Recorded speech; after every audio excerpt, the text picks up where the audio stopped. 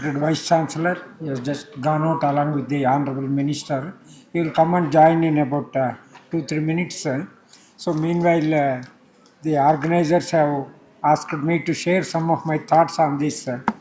See, this Agri Innovation Center is a concept which is there for the past 10 years. It is being operated in different parts of the country. These new innovations that is really very important. You might have seen the new innovations which we showcased in the present Krishi Mela on 14th to 17th of November. Nearly 34 lakh farmers and public, they visited this our Krishi Mela. It was such a grand function, one of the Guinness World Record participation in the Krishi Mela in our country. So this is mainly based on innovations only. New innovations, what we want. So the existing system of agriculture, we know for the past 5,000 years agriculture was there and is going to be there. But new innovations are very much required because the population is increasing and our resources are also limited. We are not going to extend or expand our resources, even whether it is a land or water or anything. Lot of variations are coming up, and the present system for giving or providing food for these people is really a tough job. So in order to see that this is achieved, new innovations have to come up in the present era. New innovations in so many things, whether it is nutrient management or whether it is soil management or pest and disease management, all these things have to be taken care for the future years so that the production will be enhanced and the farmer will get better benefit out of this. So and ultimately the target is to see that the food production, what is targeted for 2030, 400 million tons, that should be achieved with the limited resources of land and water. So that is the target. For that, new innovations we have to encourage. Government of India and the government of Karnataka is giving lot of emphasis for these areas. So so many people have come up, and the UAS Bangalore has got almost 60 startups, and we will expand it for a future years. Thanks for giving me the opportunity. Thank you, ma'am. ಕೃಷಿ ನವೋದ್ಯಮಗಳ ಪ್ರಸ್ತುತ ಸ್ಥಿತಿಗತಿಗಳು, ಭವಿಷ್ಯದ ಸವಾಲುಗಳ ಕುರಿತು ತಮ್ಮ ಅನಿಸಿಕೆಗಳನ್ನು ಹಂಚಿಕೊಟ್ಟಂತ ನಮ್ಮ ವಿಶ್ವವಿದ್ಯಾನಿಲಯದ ವ್ಯವಸ್ಥಾಪನಾ ಮಂಡಳಿ ಸದಸ್ಯರಾದ doctor T K Prabhakar Shetty ಅವರಿಗೆ ಹೃತ್ಪೂರ್ವಕ ಧನ್ಯವಾದಗಳು. ಇದೀಗ ಕಾರ್ಯಕ್ರಮದಲ್ಲಿ Shri Darshan HV IAS, managing director, Karnataka innovation and technology society, ವ್ಯವಸ್ಥಾಪಕ ನಿರ್ದೇಶಕರು, ಕರ್ನಾಟಕ ನಾವೀನ್ಯತೆ ಮತ್ತು ತಂತ್ರಜ್ಞಾನ ಸಂಘ, ITBT ಇಲಾಖೆ, ಕರ್ನಾಟಕ ಸರ್ಕಾರ, ಇವರು ನಮ್ಮೊಟ್ಟಿಗಿದ್ದಾರೆ. ಈ ಕಾರ್ಯಕ್ರಮವನ್ನು ಆಯೋಜಿಸುವಲ್ಲಿ ಈ ಒಂದು ಸಂಸ್ಥೆ ನಮ್ಮ ಜೊತೆ ಕೈ ಜೋಡಿಸಿದೆ. ಹಾಗಾಗಿ ನಾವು ಈ ಒಂದು ITBT ಸಂಸ್ಥೆಗೆ ಆಭಾರಿಗಳಾಗಿದ್ದೇವೆ. ಶ್ರೀಯುತ ದರ್ಶನ್ ರವರು ಸಭೆಯನ್ನು ಉದ್ದೇಶಿಸಿ ಮಾತನಾಡಬೇಕು ಅಂತ ಹೇಳಿ ವಿನಂತಿ ಮಾಡ್ತಾ ಇದ್ದೇವೆ.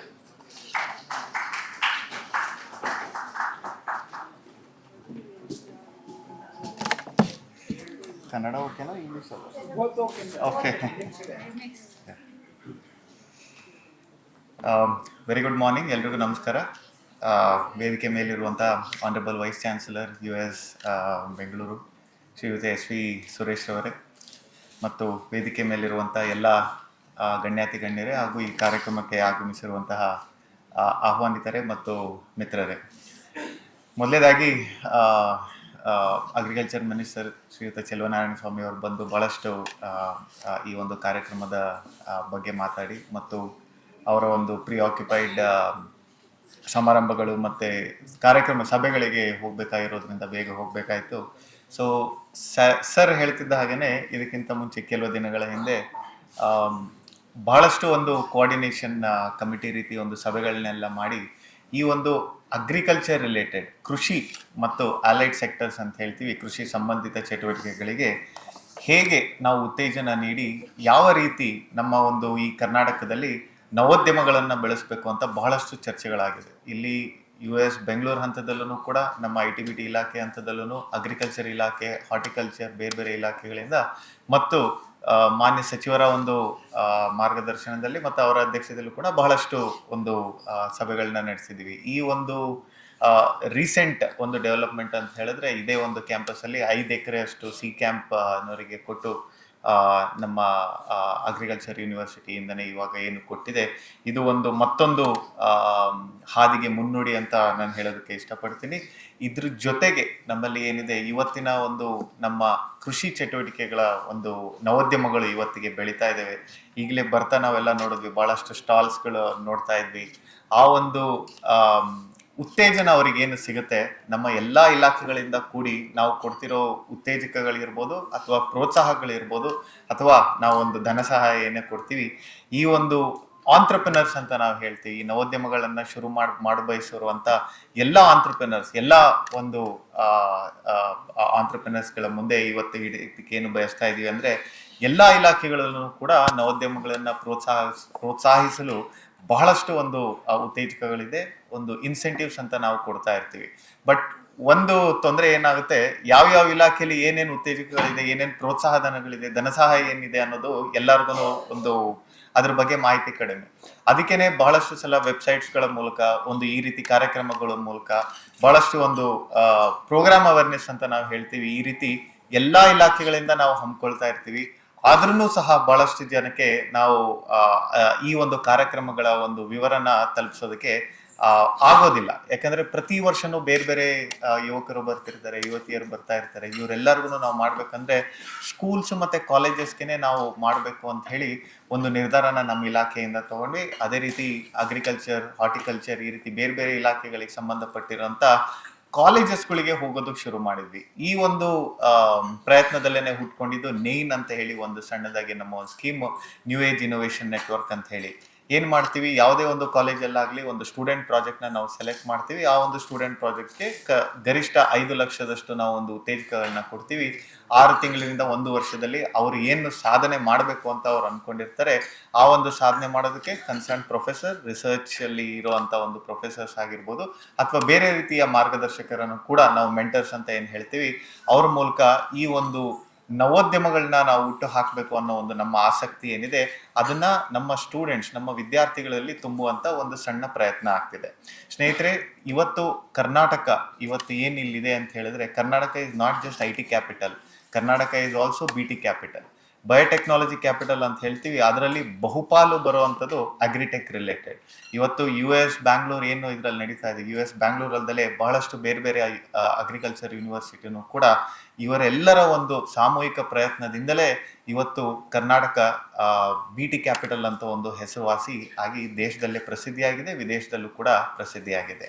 ಜೊತೆಗೆ ಇವೆರಡಲ್ಲದಲ್ಲೇ ಕೂಡ ನಾವು ಸ್ಟಾರ್ಟ್ಅಪ್ ಕ್ಯಾಪಿಟಲ್ ಕೂಡ. ಸ್ನೇಹಿತರೆ, ತಮ್ಮೆಲ್ಲರಿಗೂ ಒಂದು ವಿಷಯನ ಹೇಳೋದಕ್ಕೆ ಬಯಸ್ತೀನಿ.